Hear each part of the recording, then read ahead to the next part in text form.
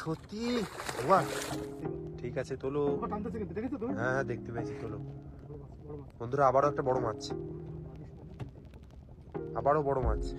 কি সাইজ ও বন্ধুরা, দেখুন কি মাছ এ। ও সত্যি বাহ, চলে না যায়, চলে না যায়, সত্যি উঠে গেছে, আর যাওয়ার ভয় নেই। দেখুন তুলতে পারছি না, বাবা তুলতে পারছিল না মাছ, সত্যি মাছ আজকে উঠে।